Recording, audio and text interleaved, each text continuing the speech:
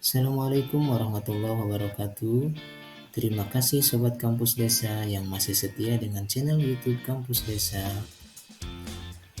Pada kesempatan yang baik ini, Bapak Dr. Haji Rusito, SOS MSI CGCAE, akan memberikan wawasan yang sangat luar biasa kepada kita semua terkait dengan pengambilan keputusan oleh Badan Permusyawaratan Desa. Jangan lupa subscribe dan nyalakan loncengnya ya, agar tidak ketinggalan video lainnya.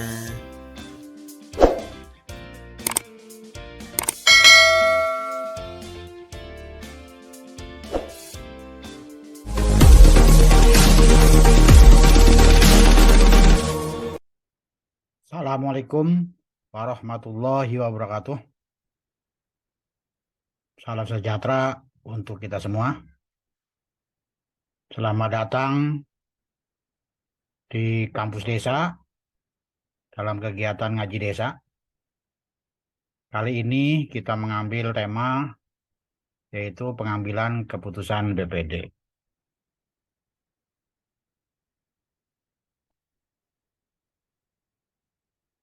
BPD sebagai lembaga mempunyai fungsi dan hak sesuai dengan Undang-Undang Nomor 6 Tahun 2014. Fungsi BPD yaitu 1. Membahas dan menyepakati rancangan peraturan desa bersama kepala desa. Yang kedua, menampung dan menyalurkan aspirasi masyarakat desa. Dan yang ketiga, melakukan pengawasan kinerja kepala desa. Sedangkan hak BPD yaitu 1. Mengawasi dan meminta keterangan tentang penyelenggaraan pemerintahan desa kepada pemerintah desa. 2. Menyatakan pendapat atas penyelenggaraan pemerintahan desa, pelaksanaan pembangunan desa, pembinaan kemasyarakatan desa dan pemberdayaan masyarakat desa, dan mendapatkan biaya operasional pelaksanaan tugas dan fungsinya dari anggaran pendapatan dan belanja desa. Kemudian secara personal terdapat fungsi dan hak anggota BPD. Anggota BPD berhak 1. Mengajukan usul rancangan peraturan desa. Yang kedua, mengajukan pertanyaan.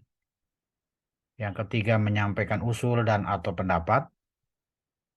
4. Memilih dan dipilih. Dan mendapatkan tunjangan dari anggaran pendapatan dan belanja desa.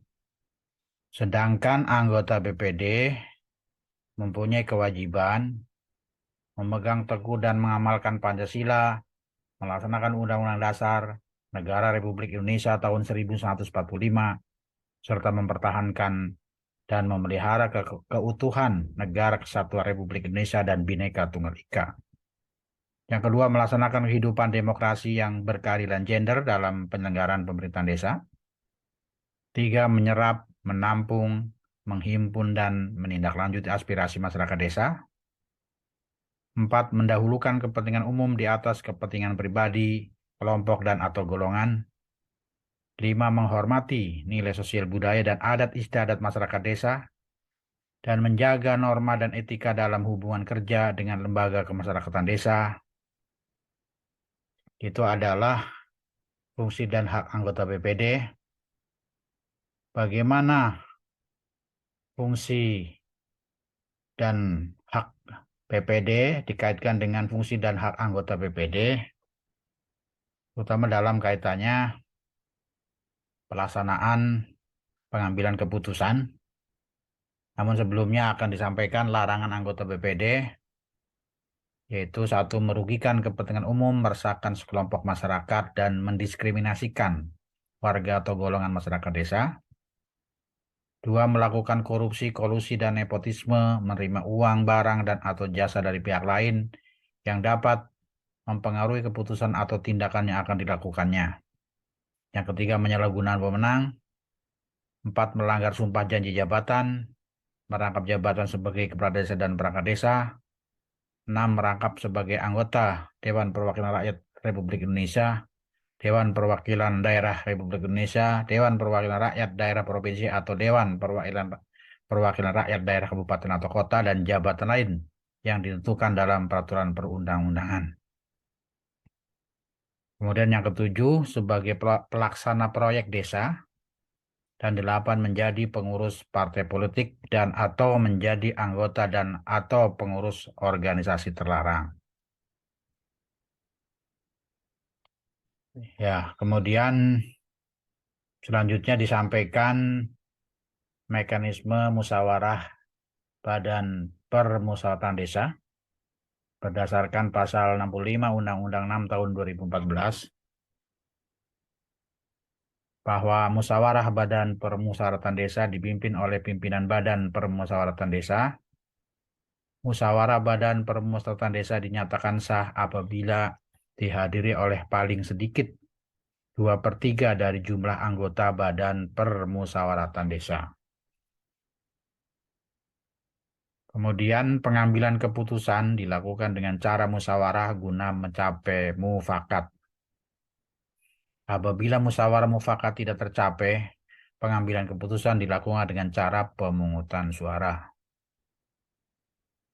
Pemungutan suara sebagaimana dimaksud dalam huruf D dinyatakan sah apabila disetujui paling sedikit 1/2 ditambah 1 dari jumlah anggota Badan Permusyawaratan Desa yang hadir. Dan hasil musyawarah Badan Permusyawaratan Desa ditetapkan dengan keputusan Badan Permusyawaratan Desa dan dilampiri notilen musyawarah yang dibuat oleh Sekretaris Badan Permusyawaratan Desa. Dalam rangka pengambilan keputusan, karena BPD sebagai lembaga bersifat kolektif kolegial, maka pengambilan keputusan sesuai dengan ketentuan peraturan perundang-undangan harus dihadiri oleh 2/3 minimal dari jumlah anggota BPD secara keseluruhan. Untuk itu, jika BPD akan mengambil keputusan, maka perlu dilakukan namanya rapat paripurna. Nah, susunan atau ruangan dalam rapat paripurna sebagaimana kami cantumkan, namun yang berhak mengambil keputusan hanya pimpinan dan anggota BPD, yaitu Ketua BPD, Wakil Ketua BPD, Sekretaris BPD, dan anggota BPD. Nah, selanjutnya, jika musyawarah mufakat tidak tercapai, maka sesuai dengan ketentuan peraturan perundang-undangan, yaitu pengambilan keputusan dilakukan secara voting. Yang dinyatakan menang dalam pengambilan keputusan adalah 50+1. Nah, untuk itu perlu ada strategi-strategi dalam pemenangan keputusan. Di sini dicontohkan apabila BPD-nya ada 9, 1, 2, 3, 4, 5, 6, 7, 8, 9. Jadi apabila di desa jumlah anggota Badan Permusyawaratan Desa berjumlah 9 orang, maka apabila musyawarah mufakat tidak tercapai, maka harus disetujui oleh 50+1. Karena jumlah anggota BPD 9, maka 50+1 adalah berjumlah 5 orang. Sehingga bagaimana strategi pemenangan keputusan, maka seseorang yang akan keputusannya bisa disetujui oleh lembaga BPD dengan cara voting, maka harus meraih 50+1.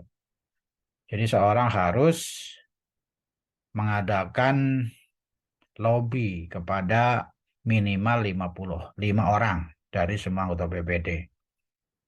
2 ya, kemudian 3, 4. Nah, dengan demikian maka jumlah 50+1 bisa ditempuh Sehingga apapun keputusannya, apabila dilakukan secara voting dan disetujui oleh 5 orang, maka keputusan itu dianggap sah dan bisa dilanjutkan dengan legalisasi melalui keputusan BPD yang ditandatangani oleh ketua dan wakil ketua BPD. Demikian pembelajaran ini. Saya akhiri billahi taufiq wal hidayah. Assalamualaikum warahmatullahi wabarakatuh.